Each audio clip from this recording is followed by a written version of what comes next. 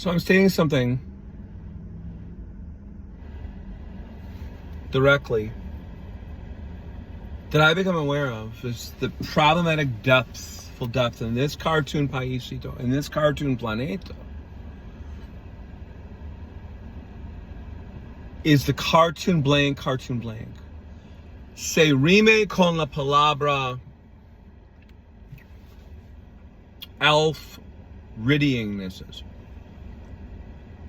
Cartoon blank. Se rime about Self-Pityingnesses. Cartoon blank. Se rime about Self-Pityingnesses.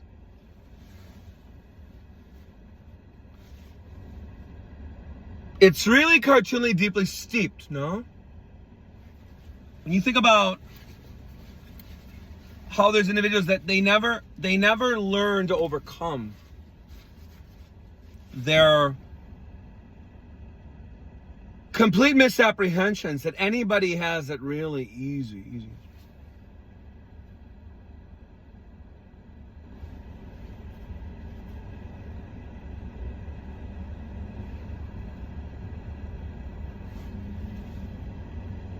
Complete misapprehensions that anybody has it really easiest.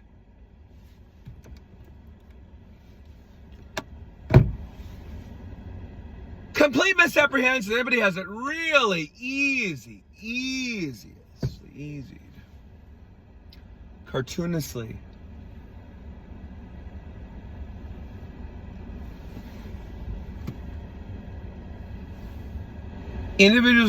Individuals that have economic, financial, fierce independence to go with their oftentimes spiritual, soulful, fierce independence of free willedness to do whatever they desire with their existence, which I think is great.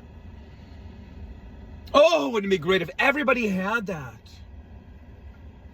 That fierce financial, economic independence to accompany fierce spiritual, soulful independence and fierce spiritual, soulful desire to be completely, uniquely, whatever, whoever he already is. And a little bit more that way of actual ways. Not like anybody else. No one else matters, but not in the sense, but no one else matters in the sense that first of all, no one is impeding that individual from self-expressing. Secondly, no one is opining negativistically, deliberately. No one is opining hostilely, negativistically at somebody else's expense. In this specific instance, I'm telling you, there's no impingements there, but if someone was going to be extremely vociferously, negativistically, quote, expressive, that would be summarily ignored, but it would be transcended momentarily. It would be momentarily transcended momentarily. It would be momentarily transcended momentarily. Perhaps it's something the cartoon boomers need to cartoonly learn immediately now. Will be good. No? And everybody else too. I'm not leaving anybody out. Everybody needs to learn this. Opinions don't matter. They're only quote opinions. They're only cartoon quote opinions. They go, once one does the interior soulful spiritual mathematics to determine por uno mismo, that signifies for oneself. That means for oneself.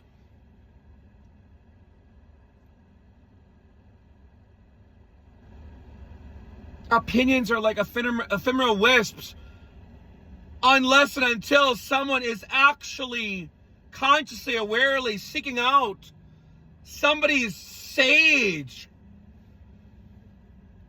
cartoon wisdom or actual cartoon consejitos in the form of verbal non-diarrheas. Verbal encouragements, verbal, non-applause of inspirational words of wisdom. We hope it is. I hope it is. Otherwise, who cares what somebody quote thinks, unquote, cartoonishly? Nobody cares.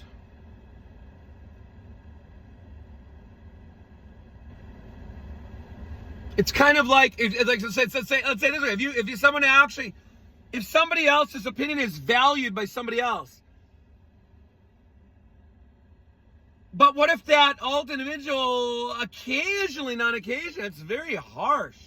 It feels like they want to be constructively constructive, but it's harsh. Harshest criticisms, occasionally, not occasion, is how I put it.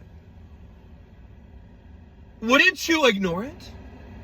If you have a goal that's like a desired goal, somebody says, "Oh, I wouldn't bother doing that." He lights up a fake imaginary cartoon cigarette. I wouldn't bother with that goal. I would do it some other way, like, I don't know, maybe my way. I'm going to tell you how I'm going to do it. I'm going to tell you how you should be doing it. You should be doing it my way, not your way, not your own way, not thy own individual ways. Of actual ways that resemble ways to you, they resemble non-ways to me. Go figure. I'm going to tell you exactly how you need to do it. The Seymour Cratchit ways, and I'm going to tell you how to do it, how I do it. And I'm going to tell you that you should non-adapt those exact ways of non-ways. I mean, of actual ways.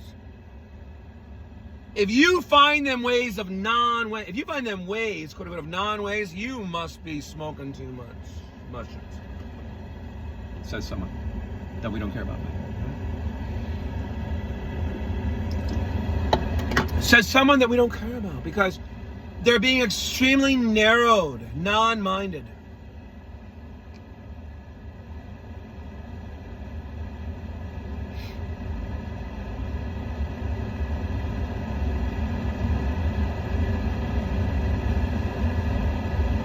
I know I'm attempting to simplify something that's a bit more complejo. It's a bit more complex when someone is also, let's say, a minor. They're actually relying on mommy and daddy's financial assistance. Well, I'm going to say something really audaciously weird. I'm 47 years old and I still rely on mommy and daddy's assistance. I still rely on cartoon ma and cartoon pa's cartoon assistance. Financially. That is how difficult it is to make ends meet the last, 15 years of poverty since the Freddie Morgan had a breakup with Francina Mack, I think. Would it be of interest to anybody that this economy, does anybody else resonate that we've really overcome all economic holes at the center of the economy? The world economy and the individual USA economy has really come back with flying leaps and bounds of success stories. No, I don't resonate with that. I don't even quote resonate about that we've made any kind of deep, lasting, intrinsic repairs and healing work to the economies of the world economy and the individual United States of America economies. No, I don't resonate with that. No, I don't. I don't even quote resonate with that. No, I don't. And of course, when I become financially wealthy, I'm glad I said when. I'm struggling with my musicianry at the moment. I've been reading Reddit posts. Everybody's struggling with their musicianry at the moment. Because you see, this is the problem with it. This is good. I'm glad I brought this up. Music is a healing balm to the soul for anybody that's a musician at heart or a musician by profession too. Music is a healing balm for all musicians, and most others that listen to music find it somewhat of a healing balm. And those that are musicians at heart also find it a healing balm as much, or let's face it, close to a musician. Because we have to remember that every musician at one time or another was listening to music avidly, perhaps, and really enjoyed it. But more than enjoyed it, they found it a healing balm to the soulful spiritual energies. Does music really even have a precision, non-arbitrary price tag value? Of course not. It's invaluable if it's done extremely well. It's got an eternalness depth. It's got an ethereal depth if it's done very well. There is an eternalness inside of musical sound, if anybody ever thought about this. any price tag at all is completely arbitrary if one considers that there is music that, if one had a lot of money and there was only one compact disc left of a certain album I'm not going to mention, some year in the year 2088 AD, they might be willing to pay $1,000 for that album. I'm not going to name the album I'm thinking of, because it could be any album that a lot of people value as the greatest album ever. Think of certain albums that are widely regarded as the greatest album ever recorded. What if in the year 2088 AD, that specific compact disc album is worth $1,000 as the only one left? And compact discs have largely been... No, this is not my prediction. I think compact discs they are not obsolete, no. This is absolute. This is the opposite of my prediction. But let's say there could be something more in the. But let's say this particular album, whatever formatting, is worth $1,000. It's that highly prized. Well, anybody with a lot of money that has a lot of interest in musical sound would gladly pay $1,000 for an album that is an eternalist. An eternalist depth of resonance is worth a lot more than $1,000 if you think about it. But who can afford it? Exactly. The Beatles can only charge up to $38 per compact disc. We know that. We know they can only charge up to I think $38 is the new plateau. That's not the point. That's not the problem. That's not the reason. That's not the problem, though. No, it's not. $38 is still an arbitrary price tag if somebody really, really likes that music. I'm not one of those individuals. Well, so what? I've got my mind set on what I like. I don't care what others care to opine. I've got my mind set on what I appreciate individually. I don't care what others desire to opine. And of course, what I'm stating is not shocking to anybody with a deep, soulful, spiritual intelligence. I'm not stating anything even controversial at all. The quote facts that everything has gotten so controversial over the past 25 to 28 years really speaks to the dismal non-evolutions of pre-non-evolvednesses in this cartoon planet of cartoon planets. As everybody began to get a cartoon flavor of the cartoon non-flavors having existed in this planet. I mean, some individuals right now were not alive prior to the year 2001 or 2000 or 2002. They've never known even a subculture of vibrancy. They weren't alive in the 1980 decade to experience a subculture of like a boom, boom, boom, like a bulbaceous, like a cartoon orb of cartoon vibratingnesses of at minimum a subculture in the 1980 decade. It was a vibratingness of a subcultural subcultures.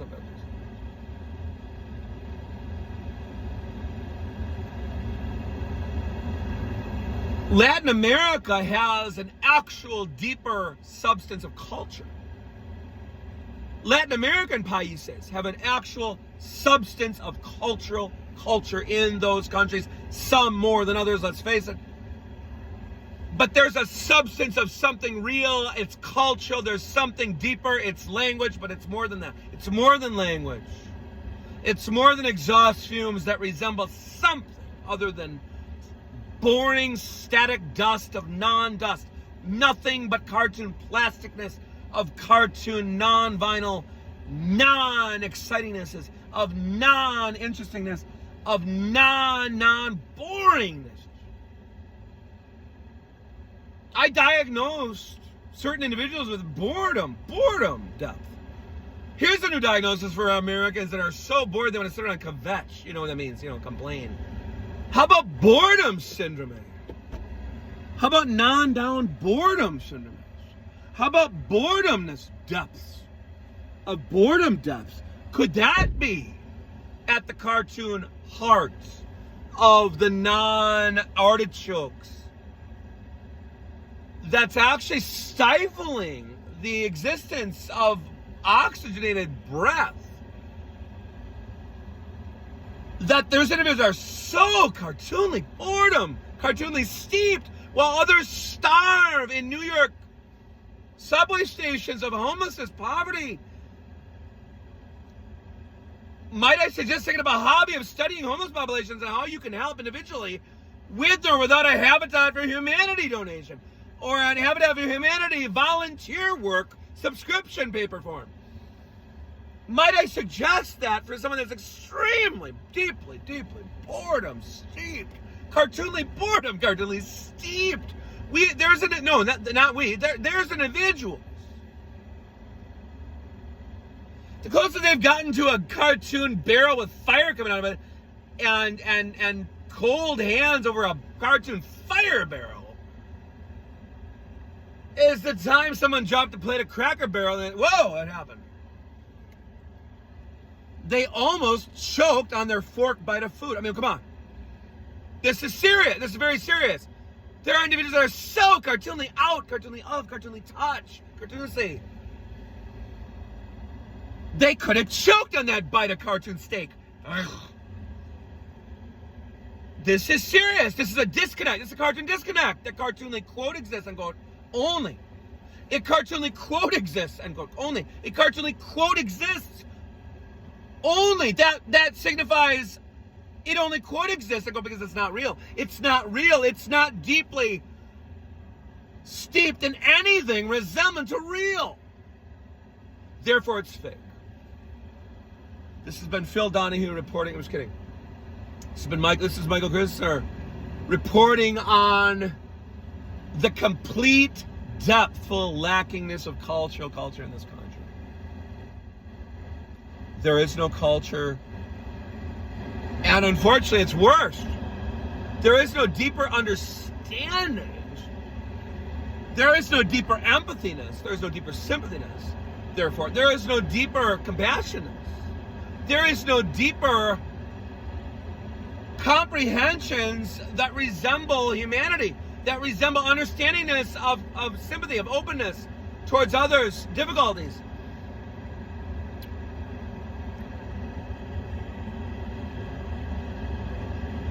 Who is going to audaciously judge a lesbian, dark-tanned individual teenager in the slums of Brooklyn, Nueva York, for joining a gang? I mean, for prostituting herself. She's been dirt poor since the day she was birthed by her drunken or pot smoking, crack sniffing, cocaine sniffing parents. Mother. You tell me who audaciously wants to be the person to judge this individual woman. Teenager. Who is this? Who is this monstrosity that wants to be the person? I'll judge. For being a prostitute? How about this for starters? Don't judge, but don't envy her. Don't envy she, he, they, them, please. She's a prostitute. She is trying to find a way to pay for comida. So she eats a cartoon blank, in the words of Snoop Doggy Dogg. If she sucks a cartoon blank, in the words of whomever, to afford to put comida in her mouth besides a male penis. I defy anyone to defy me on this.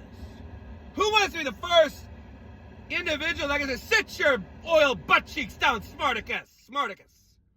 Sit your oiled butt cheeks down, Spartacus.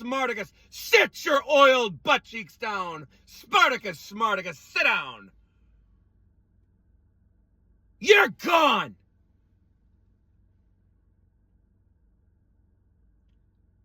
Your cartoon quote opinions and go have no cartoon blank. Se rime con la palabra malleus. Because you did not read the book of the Bible where Jesus Christ uttered the following language. Lo siguiente. You should not judge. And he looked at my...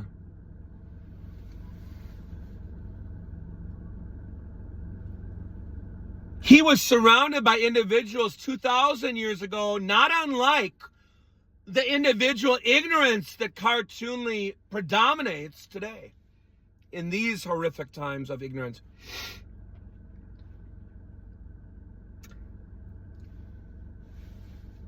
Jesus Christ was cartoonly surrounded by cartoon ignorances. Deep ignorances. Cartoonly deep ignorances. Jesus Christ was extremely assertive.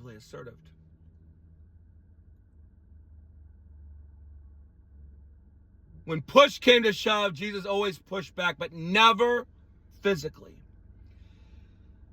And never in any way but directness, of assertiveness, of oral, verbal statements to, hey, maybe you should take up a new hobby of not judging others. Hey, maybe you should stop judging moi for my capacities that you lack, without which you would be nowhere.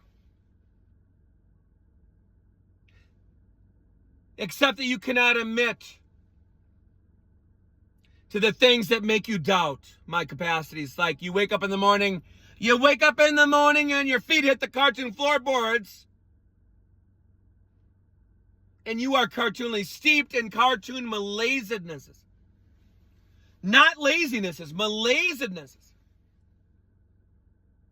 No one had the cartoon balls to say, Jesus Christ, Senor Jesus Christ. I mean, come on, Rabbi. We have no energy for this planet.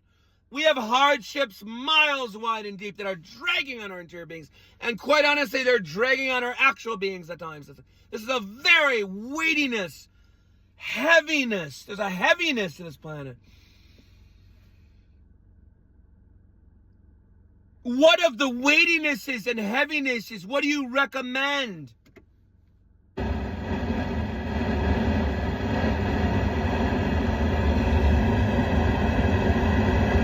Imagine Jesus says, have you tried deep, spiritual, soulful focusedness, of meditative focusedness, attentional, attention, focused, inwardly inward.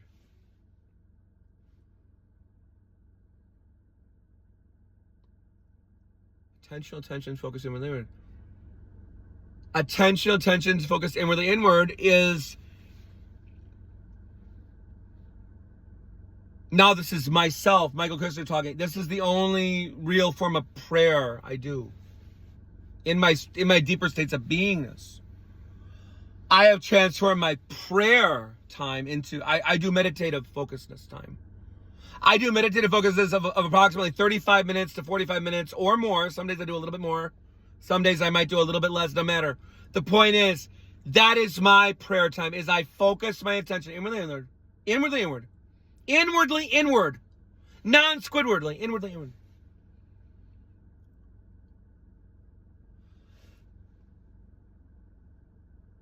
For my prayer time, you know what I do? I make consciously, aware gratitude and thankfulness my daily disciplineness. Every day.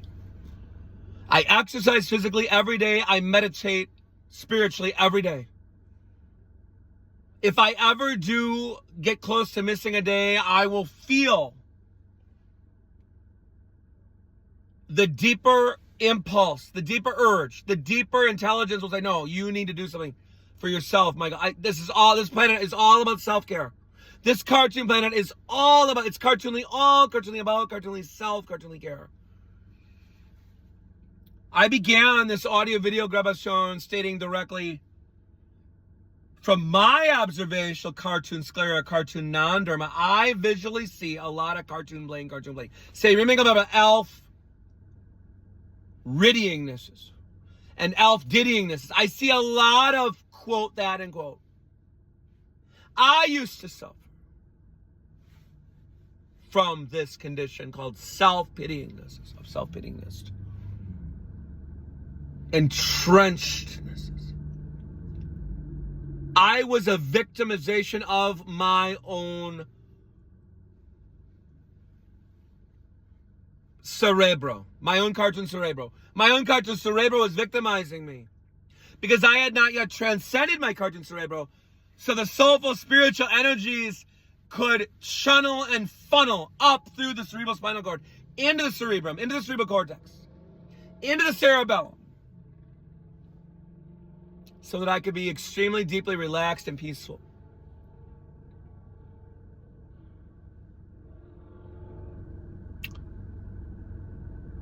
Have disgruntlednesses existed pre-times of Jesus Christ? I could have answered very good. Because you can see it in the movies. You know, Jesus of Nazareth. Everyone is like, they got a scowl a mile deep in their wrinkly faces, or wrinkly frown lines. There's a lot of disgruntledness. There's a lot of frustrations. You can really see it in their faces. Like, oh my gosh. Oh my goodness. Oh my gosh. This planet is so cartoonly heaviness. Cartoonly weighingness. It is so pullingness on my entire being. There's a gravitational pullingness at my soul's inseams, at my soul's spiritual, soulful energies, at my soul's spiritual, soulful fibers of fires of fibrousness. There is a pullingness at my spiritual fires of fibrousness. It's a non-stop drag. It's a non-stop draggingness. Jesus was dealing with very close friendships at times that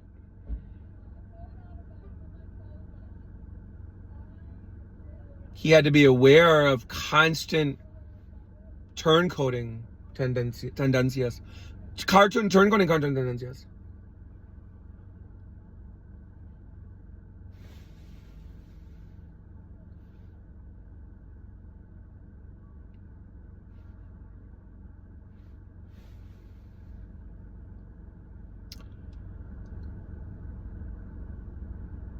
Jesus Christ was extremely soulfully, spiritually, aware. The resonances were so deep that it basically, at times, it resembled psychic prediction, prophecy prediction, right? A prophet can predict what someone's going to do before they do it. At times.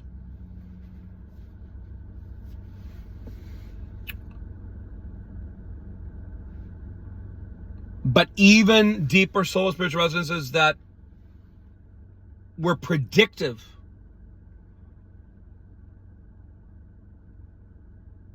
Jesus Christ himself appeared to seem to be at a loss about all this turncoating, all this constant betrayals. Might have spoken aloud. This is my prediction. Do as you must, do it quickly, but if there be any way to have a conscious, awareness at this moment, now, in the here and nowness, precisionally now, precisely at this moment now, if you can possibly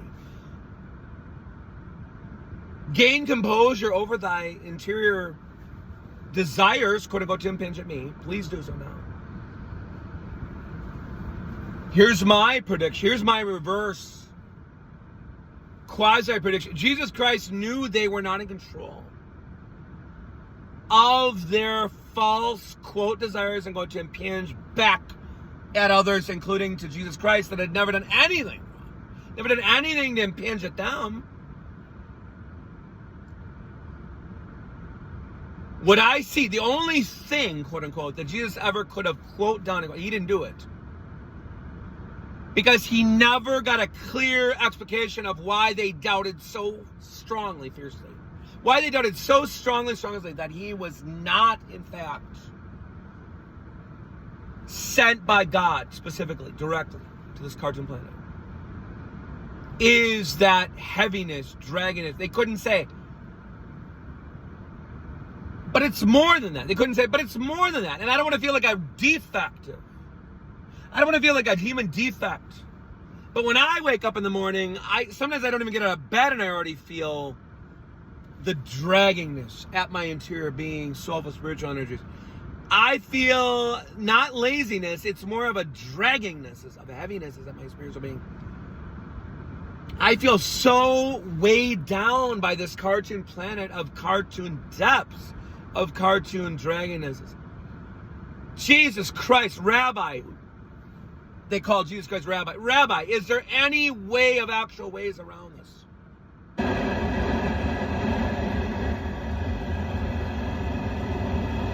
See how this repeats? I just said this earlier. I'm not going to repeat it.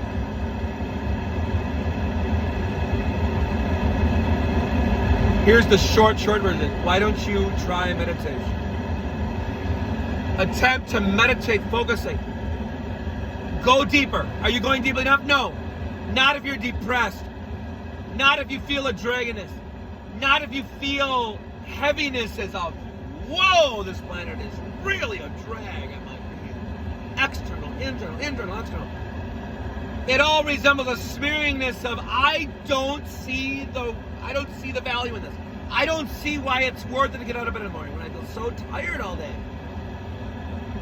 No, I'm not lazy. I'm tired. There's an exhaustion in this planet that is palpably, viscerally palpable. That is viscerally, palpably visceral. Jesus would say, go much more deeply, spiritually, soulfully.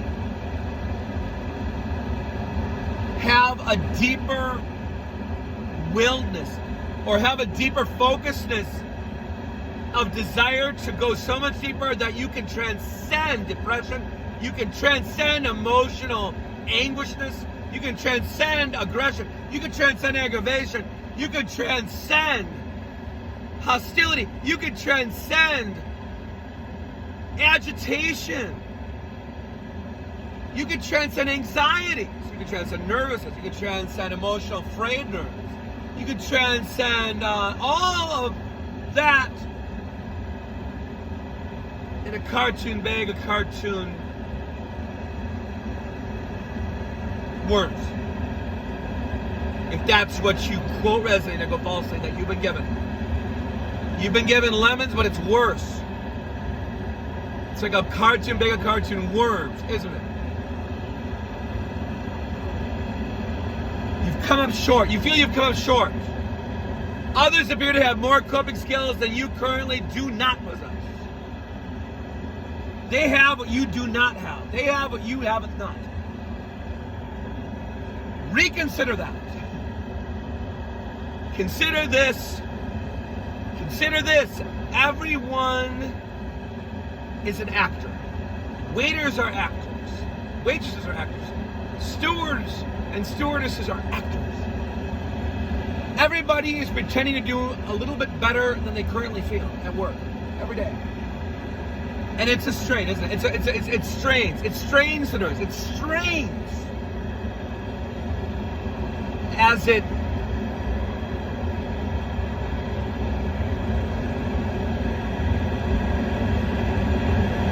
leads to fatigue. It causes fatigue. It causes fatigue in the human being's soul.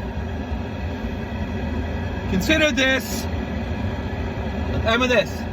If a man or a woman got spattered with acid in the face, they'd say the only thing worse than this is if every single individual on this cartoon planet had acid or had a deformed face, non-deservedly, non-justly impinged.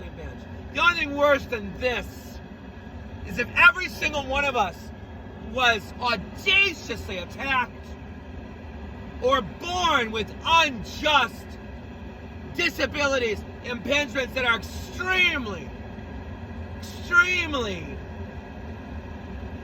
damaging, diminishing, harmful. The only thing worse than this, they point to their scars, is if everybody had non-deserved impingements on their face. The faces would make me remember that I'm on a planet with absolutely zero respect for self and others. I'd like to imagine there's a bit of respect out there. But this was not respect for what happened to me, they say. He, she, they. The only thing worse than this, everybody had to deal with this. Have a good night. Everybody have a good night.